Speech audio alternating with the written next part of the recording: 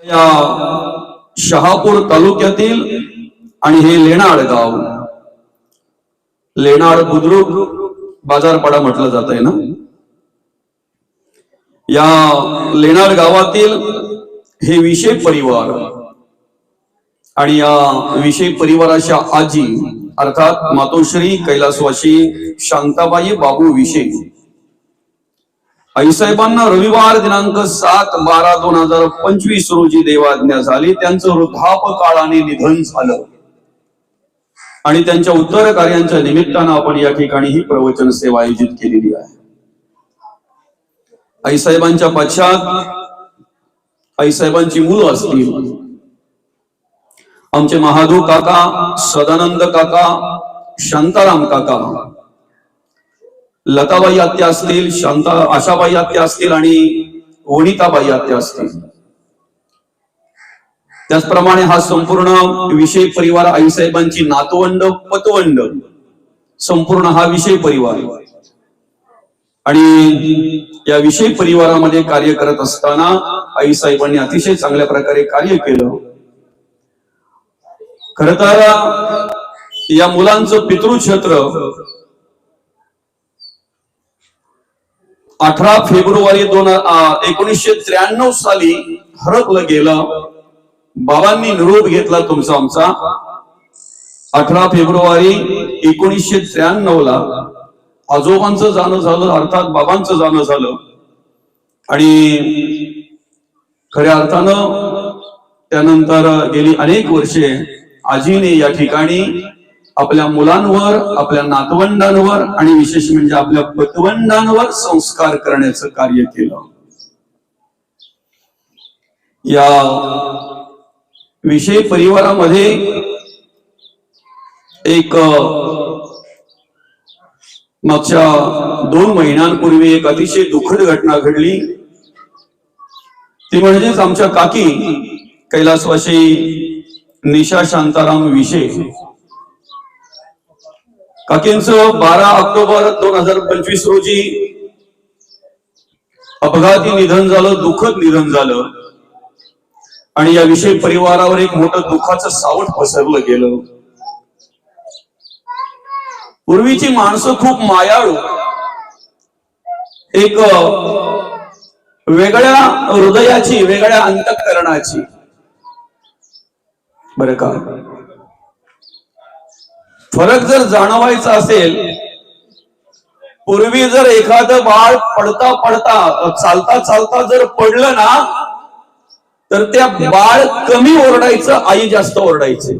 बाळाला कमी लागायचं, आईला जास्त लागायचं. म्हणजे ते पडलेलं बाळ जे आहे ना रस्त्यावर तिथपर्यंत मी कधी पोहोचते त्या पाहणाऱ्या आईला वाटायचं आणि एकदा तिथपर्यंत पोहोचली की तेवढ्याच वेगाने त्या बाळाला उचलून घ्यायची ती आई. ही माया होती, हे प्रेम होतं, हा जिव्हाळा होता. आता जर एखादं बाळ चालता चालता रस्त्यात पडलं ना, त्याच्या आईला जर कळलं ना पडलेलं कमी लागतंय, 2 फटके अजून खातो, तो उलट काय ऐकतो, चालता नाही येत नाही तुला व्यवस्थित, पाहता येत नाही तुला व्यवस्थित, एकीकडे पाहता येईल एकीकडे चालतंय. हा पूर्वीच्या माणसांमध्ये आणि आताच्या माणसांमध्ये फरक आहे. मला हे का सांगावं लागलं माहितीये का, 2 महिन्यांपूर्वी सुनेचं अपघाती निधन झालं हे ज्या वेळेला आजीला कळलं त्या वेळेपासून आजीने तोच धक्का घेतला, तोच विचार आजी करायला लागले आणि चालता बोलता आजीने सुद्धा वयाच्या 100व्या वर्षी तुमचा आमचा निरोप घेतला. हृदयाला लागलं, तिच्या मनाला लागला, रे माझ्या आधी माझ्या सुनेने जावा. कदाचित देवाला प्रार्थनाही केली असेल, देवा अरे मला 100 वर्ष पूर्ण झालेली आहे, देवा अरे मला घेऊन जा. माझ्या सुनेला का घेऊन जातोय. पण इथे पर्याय चालत नाही, इथे बदली माणूस चालत नाही. इथे ज्याला जायचं आलं त्याला जावंच लागतंय, निमित्त मात्र वेगवेगळं असतंय. आणि म्हणून सोन गेली, अर्थात आमच्या काकी गेल्या, कैलासवासी निशा शांताराम विषय काकींचं 12 ऑक्टोबर 2025 रोजी दुःखद निधन झालं. त्याच विचारामध्ये आजी राहिल्या तेच विचार करता करता आजीने तो दसका घेतला आणि खऱ्या अर्थानं 2च महिन्यामध्ये काकी गेल्यानंतर आजीने वयाच्या 100व्या वर्षी तुमचा आमचा निरोप घेतला. आता ह्या माणसांचा जर आपण विचार केला ना, ही माणसं कदाचित पैशाने गरीब असतील पण विचाराने खूप श्रीमंत होती. बरं का, खूप श्रीमंत माणसं विचाराने. आजी गेल्याचं दुःख केवळ विषय परिवारालाच नाही, केवळ या लेणार गावालाच नाही, तर आपल्या पंचकृषीला आजी गेल्याचं दुःख आहे. आणि आजी गेल्याची कमतरता ही पंचकृषीतील अनेक माणसांना जाणवणार आहे, कारण आजींचं कार्यही तसंच होतं. आजी शिक्षण घेऊन डॉक्टर नाही झाल्या, पुस्तकी ज्ञान वाचून आजीला ते ज्ञान प्राप्त नाही झालं, किंवा कदाचित आजीचं शिक्षण कमी असेल, पण अनुभवाने आजी एवढ्या श्रेष्ठ होत्या की या ठिकाणी कार्यरत असलेले सन्माननीय डॉक्टर सुद्धा काही महिलांच्या बाळंतपणाला आजीला घेऊन जात होते. अनुभवाच्या डॉक्टर होत्या, अनुभवाच्या डॉक्टर होत्या. खरं तर आपल्या जीवनामध्ये कार्य करत असताना पुस्तकी ज्ञानापेक्षा अनुभवाचं ज्ञान खूप उपयोगी येत आहे, बरं का. आणि ते आजींच्या बद्दल ऐकल्यानंतर मला माहिती झालं की ते ज्ञान आमच्या आजीला होतं, ते ज्ञान आजीला होतं. म्हणजे आज विज्ञानाने खूप प्रगती केलेली आहे. अनेक प्रकारच्या मशीन आहेत, अनेक प्रकारची औषधं आहेत, अनेक प्रकारच्या दवा आहेत, बरं का. अनेक प्रकारचे तज्ञ डॉक्टर आपल्याकडे उपलब्ध असताना सुद्धा काही वेळेला घरातल्यांची, त्या स्वतः महिलेची नॉर्मल बाळंतपण व्हावं अशी इच्छा असताना सुद्धा, आता पुढे बोलायला पाहिजे का, सगळं सांगायची गरज नाही ना, पण ज्या ठिकाणी माझी आजी गेली ना, त्या ठिकाणी जेणेकरून कुठल्याही प्रकारची कसाही जरी पेशंट असला, कशी जरी महिला असली आणि ते बाळ जरी कसंही असलं, तरी सुद्धा त्या ठिकाणी नॉर्मल डिलिव्हरी करण्याचं काम, बाळंतपण करण्याचं काम आजीने केलेलं आहे. हा अनुभव बरं का.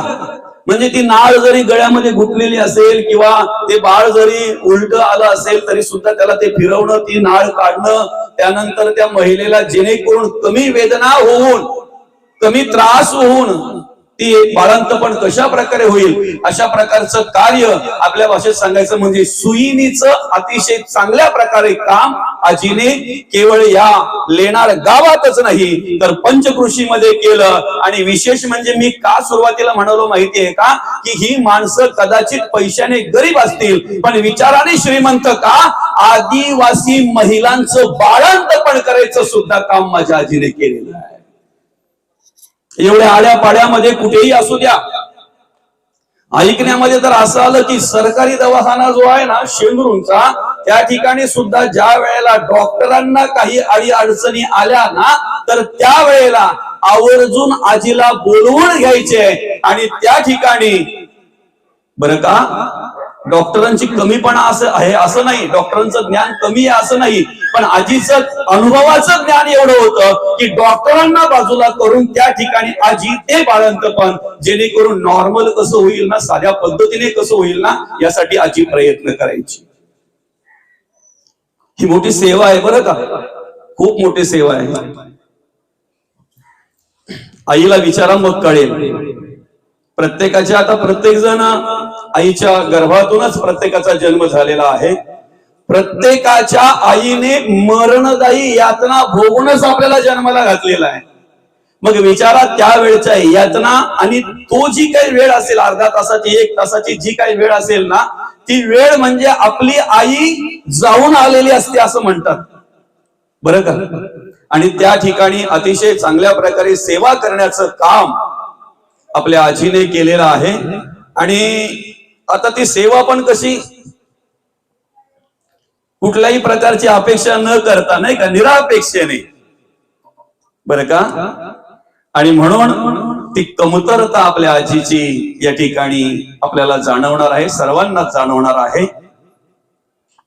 खरंच समाज कार्य करण्याचं काम आजीने केलं बरं का. ऐका, एखाद्या वेळी एखाद्या महिलेला जर अतिशय वेदना होत असतील त्या वेळेला, तर मग तिच्याही मनामध्ये असं वाटत असेल, पाहणाऱ्यांच्या त्या आजूबाजूच्या महिलांच्या मनामध्ये असं वाटत असेल की आता काय होतही नाही, काय नाही, काय होतही नाही, काय नाही. अशा वेळेला जेव्हा आजी त्या ठिकाणी जाऊन जेव्हा साध्या पद्धतीने बाळंतपण करत असेल ना, त्या वेळेला त्या महिलांच्या मुखातून आणि जी बाई जो मूल किंवा मुलगी जन्माला घालायची, बाळ जन्माला घालायची ना, त्या बाईच्या सुद्धा मनामध्ये असं येत असेल, वाटत असेल, देवासारखी माझी आजी आली, देवासारखी माझी आजी आली. अहो, देवासारखी नाही, देवानेच पाठवलेलं, देवच त्या ठिकाणी कार्य करून घेत होता असं म्हणायला हरकत नाही. कारण जेव्हा जेव्हा आम्हाला गरज लागते ना, तेव्हा तेव्हा देव कोणाला तरी पुढे करून ते कार्य करून घेत असतात. फक्त आम्ही तिथे माणूस पाहत असतो. ज्या दिवशी देवाचं दर्शन आम्ही त्या ठिकाणी घेऊ ना, त्या वेळेला आम्हाला ह्या कलेची किंवा ह्या ज्ञानाची किंवा ह्या अनुभवाची किंमत कळाल्याशिवाय राहणार नाही. किंमत कळेल. खरं समाज कार्य करण्याचं काम आईसाहेबांनी त्या ठिकाणी त्या माध्यमातून केलं. आईला जो अनुभव मिळाला, जे ज्ञान मिळालं, आईची आई म्हणजे आता माझ्या समोर बसलेले दादा, त्यांची पणजी 114 वर्ष ना त्यांनी काम केलं या ठिकाणी. 114व्या वर्षी त्यांनी निरोप घेतला. वय वर्ष त्यांना आयुष्य किती? 114. आईची आई, त्यांनी सुद्धा ही सेवा आयुष्यभर केली आणि त्यांचा वारसा, त्यांचं काम पुढे करण्याचं काम आमच्या आजीने केलं. कैलासवासी शांताबाई बाबू विषय, ज्यांच्या उत्तर कार्यांच्या निमित्तानं या ठिकाणी आपण ही प्रवचन सेवा केलेली आहे, त्या आजीने समाज कार्य, देव कार्य, त्या माध्यमातून देव कार्य, समाजाची सेवा, देवासारखं धावून जाणं आणि अडी अडचणीला त्या ठिकाणी नाही का आपण उपयोगी येणं, आपला अनुभव त्या ठिकाणी त्या अनुभवाने ती मदत करणं, हे महान कार्य आजीने केलं बरं का. आध्यात्मिक क्षेत्राचा जर विचार केला तर आजी हरिभक्त परायण होत्या, माळकरी होत्या बरं का. आता आम्ही आमच्या जीवनाचा विचार करत असताना सहज बोलतोय, माणसाने येताना काही बरोबर आणलेलं नाही आणि जाताना सुद्धा काही बरोबर घेऊन जाणार नाही. काय म्हणतात? क्या लेके आयो रे जग में क्या लेके जाएगा, 2 दिन की जिंदगी है 2 दिन का मेला. बरं का, काय म्हटलं जातंय? क्या लेके आयो रे जग में क्या लेके जाएगा, 2 दिन की जिंदगी है 2 दिन का मेला. काही आणलेलं नाही आणि काही बरोबर घेऊन जाणारही नाही बरं का. पण खऱ्या अर्थानं चामड्याच्या डोळ्याने बघितलं तर आम्हाला असं कळतंय, काहीही घेऊन आलेलो नाही, काहीही घेऊन जाणार नाही. चामड्याच्या डोळ्याने जर बघितलं तर आम्हाला कळतंय, आम्ही जे काही जमा करतोय, गोळा करतोय, ते सगळं इथेच ठेवून जाणार आहोत, यापैकी काहीही येणार नाही. पण ज्ञान चक्षुने जर आम्ही बघितलं, ऐकताय ना, ज्ञान चक्षुने जर आम्ही बघितलं तर आम्ही काहीतरी बरोबर आणलेलं आहे. काय? आम्ही काहीतरी बरोबर आणलेलं आहे ज्ञान चक्षुने जर बघितलं तर. आणि त्याच ज्ञान चक्षुने जर आम्ही बघितलं तर काहीतरी बरोबर घेऊन जाणार आहोत बरं का. येताना आम्ही काय बरोबर आणले बरं? साधं उदाहरण आहे. तुम्ही जर शहापूरच्या बाजारला गेलात आणि तुमच्या जवळ जर काहीच नसेल तर तुम्ही किती वेळ त्या बाजारात थांबाल? थांबू देतील का तुम्हाला? बाजार करता येईल का बरं? पण तुमची पर्स जर भरलेली असेल, तुमचं पॉकेट जर भरलेलं असेल तर संध्याकाळपर्यंत तरी बाजार सुटत नाही तुम्हाला, नाही का? बरोबर आहे की नाही? हे घेऊ का, ते घेऊ का, अमुक घेऊ का, तमुक घेऊ का. जर तुमच्याकडे काहीच नसेल तर तुम्ही बाजारात थांबू शकत नाही, काही खरेदी करू शकत नाही, काही घेऊ शकत नाही, त्या बाजाराचा आनंद घेऊ शकत नाही. जर तुमचं पॉकेट किंवा तुमची पर्स जर भरलेली असेल तर तुम्ही त्या बाजारामध्ये खरेदी करू शकता. ऐका, जन्मल्यापासून तर शेवटच्या श्वासापर्यंत जर या जगाचा अनुभव आम्ही घेतोय, या जगाचा आनंद जर आम्ही घेतोय, या जगामध्ये कार्य करत असताना जर बाजार आम्ही करतोय तर प्रारब्ध आणि संचित भगवंताने आमच्या बरोबर दिलेली आहे. आम्ही जन्माला येताना काय आणले? प्रारब्ध आणि संचित आम्ही बरोबर आणलेली आहे. आता ते कसं खर्च करायचा, तो खर्च करताना आम्ही क्रियमान कर्म करतोय. काय करतोय? क्रियमान कर्म. अहो, साधं उदाहरण आहे. एखादा पाहुणा आपल्या घरी यायचा, आपल्याला जर कळलं तर येण्याच्या आधी त्याचं नियोजन आपण करतोय की नाही? व्यवस्थेचं करतोय की नाही? साधा पाहुणा जर एखादा आमच्याकडे येणार असेल तर त्याला येण्याच्या आधी त्याची व्यवस्था आम्ही करतोय. मग या ठिकाणी जन्माला घालताना भगवंतानी आम्हाला जन्माला घालण्याच्या आधी आमची व्यवस्था केली नसेल का? ती व्यवस्था म्हणजेच आमच्या बरोबर दिलेलं प्रारब्ध आहे, संचित आहे. काय करायचं आहे, कसं खर्च करायचं आहे, कसं वापरायचं आहे, हे बाजार करत असताना काय काय खरेदी करायचं आहे, याला क्रियमान कर्म म्हणतात. आमचं आयुष्य 3च गोष्टींवर अवलंबून आहे: प्रारब्ध, संचित आणि क्रियमान कर्म. बरं का? ज्ञान चक्षुने जर आम्ही बघितलं तर आम्ही हे बरोबर घेऊन आलोय, प्रारब्ध आणि संचित. ज्ञान चक्षुने जर बघितलं तर आम्ही बरोबर काय घेऊन जाणार आहोत? 2 गाठोड्यांपैकी एक गाठोडा, एक तर पुण्याचा किंवा पापाचा. 2 गाठोड्यांपैकी एक गाठोडा आम्ही काहीतरी घेऊन जाणार आहे, पुण्याचा किंवा पापाचा. शहापूरला बाजारला गेल्यानंतर त्या बाजारामध्ये जे आम्ही खरेदी करतोय तेच आमच्या बरोबर प्रवासात असतंय ना? तेच आमच्या बरोबर प्रवासात असतंय की नाही? जे बाजारात आम्ही खरेदी करू तेच बरोबर असतंय. तसं या जगामध्ये बाजार करत असताना, आयुष्याचा आनंद घेत असताना, जीवनाची वाटचाल करत असताना जे आम्ही खरेदी करतोय ना,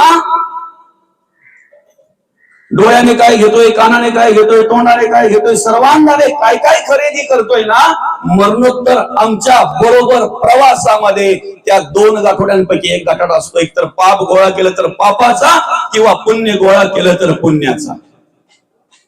ज्यांच्या उत्तर कार्यांच्या निमित्तानं आपण या ठिकाणी ही प्रवचन सेवा आयोजित केलेली आहे ना, कैलासवासी शांताबाई बाबू विषय आईसाहेबांबद्दल जर सांगायचं झालं तर ज्ञानचक्षु प्राप्त व्हावा, परमार्थ घडावा, भक्ती घडावी म्हणून गुरुवर्य आदरणीय परमपूज्य सद्गुरु फुलनाथजी बाबा यांना शरण जाऊन त्या ठिकाणी त्यांचं मार्गदर्शन घेऊन आणि त्यांच्या मार्गदर्शनाने आईसाहेबांनी आपल्या जीवनाची वाटचाल केली.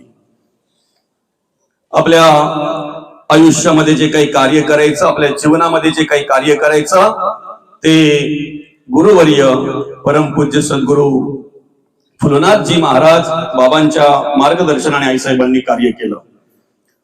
आता हा विषय झाला. चामड्याच्या डोळ्याने जर बघितलं तर आम्ही काहीही बरोबर आणलेलं नाही, काहीही बरोबर जात नाही. ज्ञानचक्षुने जर बघितलं तर आम्ही प्रारब्ध आणि संचित बरोबर घेऊन आलेलो आहोत. क्रियमान कर्म करतोय. जाताना पापाचा किंवा पुण्याचा दोन्हीपैकी एक गाठोडा आमच्या बरोबर असेल. आता आम्ही काय गोळा करायचंय ते कोणावर अवलंबून आहे? शेजाऱ्यांवर, आपल्यावर. आपण काय जमा करायचंय, काय गोळा करायचं हे कोणावर अवलंबून आहे? आपल्यावर अवलंबून आहे. घरातल्यांवर नाही, मुलांवर नाही, नातेवाईकांवर नाही, मित्रांवर नाही, शेजाऱ्यांवर नाही, आपल्या स्वतःवर. जे काही जमा करू तेच आपल्या बरोबर असणार आहे. बरोबर. दुसरं, येताना आमच्या अंगावर कपडेही नव्हते. कमीत कमी जाताना तेवढं तरी असतंय. येताना आमच्या अंगावर कपडेही नव्हते, आम्हाला नावही नव्हतं. घरातल्यांनी नाव दिलं, ऐकताय ना? मोठा झाले लोकांनी नावा ठेवली ना, नावं ठेवली ना. नाव देणारे असतात काही, काही नावं ठेवणारे असतात. आम्हाला दोन्ही सहन करायचंय. नाव दिलं तर भारावून जायचं नाही, नाव दिलं तर अभिमान येता कामा नाही, आणि नाव ठेवलं तर मनाला काही वाईट वाटून घेता कामा नाही. हे जीवन ज्याला कळलं ना, हे ज्याला कळलं ना, त्याचं आयुष्य सुंदर झालं समजा. बरं का? नावही नव्हतं आणि ते नाव आमच्या आवडीचं आहे की नाही हेही आम्हाला माहिती नाही. वडिलांनी ठेवलं, ते पुढे आम्ही चालवलं, ठीक आहे. आता आम्ही कार्य करत असताना आमच्या नावाबरोबर आम्ही वडिलांचं नाव मोठं करतोय. आमच्या नावाबरोबर आम्ही कोणाचं नाव मोठं करतोय? वडिलांचं. पण आम्ही जर वाईट कर्म केली ना तर लोक कोणाला बोलतात माहिती? तुझ्या बापाने तुला हेच शिकवलंय का? कोणाला बोलतात? मग जीवनामध्ये कार्य करत असताना बापाचं नाव मोठं करायचं की बापाचं नाव खोटं का काय करायचं ते आपल्यावर अवलंबून आहे. बरोबर आहे ना? तसं आम्ही आमच्या जीवनाची वाटचाल करत असताना ऐकलत का, जर जाताना काहीतरी बरोबर घेऊन जावं असं जर वाटत असेल तर जरा ध्यान देऊन ऐका. आम्ही जिथून करते कमावते होतो ना तिथून कशाच्या मागे लागतो? तुम्ही काय ना मी काय. प्रत्येक जण 4 पैसे कसे येतील त्यासाठी प्रयत्न करतो. बरोबर आहे? बरोबर आहे ना? आम्ही नेहमी कीर्तनातून प्रवचनातून ऐकत असतो की पैसा शेवटच्या वेळेला कोणाच्याही बरोबर येतो. त्यासाठी राजा महाराजांची उदाहरणं दिली जातात. बरोबर आहे की नाही? राजा महाराजांची त्यासाठी उदाहरणं दिली जातात. नेहमी आम्ही ऐकतोय तरी सुद्धा पैशाच्याच मागे लागतोय. लागलंच पाहिजे. अन्न, वस्त्र आणि निवारा या तिन्ही गरजा जर आम्हाला पूर्ण करायच्या आहे तर आज या कलियुगामध्ये ज्याच्या खिशात नाना त्यालाच येतो गाणा. बाकीच्याने किती जरी गाणी बोलली तरी त्याला महत्व खरं की खोटं माऊली? जरी त्याला किंमत नसेल, जरी तो शेवटच्या वेळेला आमच्या बरोबर येत नसेल तरी सुद्धा 4 पैसे कसे मिळतील मेहनत करून, घाम गाळून, कष्ट करून यासाठी आम्ही प्रयत्न केलेच पाहिजेत. त्याला कारण काय? अन्न, वस्त्र आणि निवारा ह्या गरजा आम्हाला पूर्ण करायच्या आहेत. बरोबर आहे?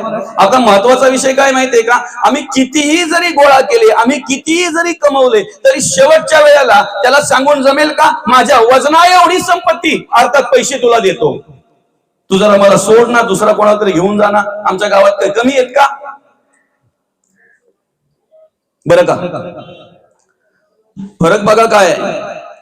काही स्वतःहून मृत्यू मागतात माऊली, काही स्वतःहून मृत्यू मागतात, मृत्यू येत नाही. आणि काही चालता बोलता जगाचा निरोप घेतात, कधी जातात पत्ता लागत नाही. एकदा कानावर पडलं की विश्वास बसत नाही. अमुक अमुक माणूस किंवा अमुक अमुक मुलगा गेला किंवा अमुक अमुक बाई गेली, विश्वास बसत नाही. बरं का? मृत्यूच्या वेळी पर्याय चालत नाही. मृत्यूच्या वेळी संपत्ती कामाची नाही. मृत्यूच्या वेळी सोयरे, दायरे, मुलं, बाल, गणगोत, मित्र, शेजारी, कुटुंबदार. म्हणून तर जगद्गुरु तुकोबा म्हणतात ना, नको नको मना गुंतू माया जाळी, काळ आला जवळी ग्रासावया. काळाची उडी पडेल बा जेव्हा, सोडविना तेव्हा माय बाप, सोडविना बंधू पाठीची बहिणा. शेजीची कामिन दूर आहे, सोडविना राजा देशीचा चौधरी आणि कसोयरी भली भली. तिथे सांगून जमेल का माझा सासरा क्लास 1 ऑफिसर आहे, त्याला सांगा ना मला घेऊन गेला असतं. प्रधानमंत्र्यांशी माझी ओळख आहे, त्यांचा नंबर आहे माझ्याकडे, करू का फोन? असे कित्येक प्रधानमंत्री घेऊन गेला तोच. सांगून चालेल का तिथे अमक्याशी ओळख आहे, तमक्याशी ओळख आहे, मी अमुक आहे, मी माझ्या गावचा अमुक अमुक आहे? काही नाही. तिथे हे सगळं काही चालत नाही आणि हे सगळं बरोबर येत नाही. आणि ऐका, पद प्रतिष्ठा जी आम्ही जीवनाचा प्रवास करत असताना गोळा करतोय, जमा करतोय, मिळवतोय ना, ती सुद्धा शेवटच्या वेळेला कामा येतय का? नाही येत, नाही येत. बरं का? जोपर्यंत खुर्चीत आहे तोपर्यंत आजी आहे, माझी व्हायला वेळ लागत नाही, माझी व्हायला वेळ लागत नाही. समजताय ना? जाताना आमच्या बरोबर करगोटा सुद्धा देत नाहीत. बरं का? तो पण कापून काढतात. बरोबर ना? एका आजोबांना, श्रीमंत होते ना आजोबा, पूर्वीचे पाटील, बरं का, आणि त्यांचा मृत्यू झाला. अमाप गर्दी त्या ठिकाणी, कारण गणगोत पण तेवढं मोठं, सोयरेदारे तेवढे मोठे, सगळे मुली वगैरे आल्या. सगळ्यांचं जे काही होतं नाही का दुःख व्यक्त केलं सगळ्यांनी. थोडा 1-2 तास पूर्वी खूप वेळ लागायचा. माणूस एकदा जर गेला तर माणसं यायला 12-12, 14-14 तास लागायचे नाही का बाबा. रात्रभर नाही, दिवसभर वाट बघायला लागायची. आमची माणसं आली का तमकी, बरोबर आहे की. कारण त्यावेळेला फोनची व्यवस्था नव्हती, दूरध्वनी नव्हता बरं का. आणि माणूस गेल्याशिवाय आपला माणूस पोहोचतोय तोपर्यंत त्यांना काही माहिती नसायचं. म्हणून माणसं ठरलेली असायची. ती पण माणसं म्हणजे भरोशाची असते तर बरं, नाही तर ती जर आड्यापाड्यावर जाणार असली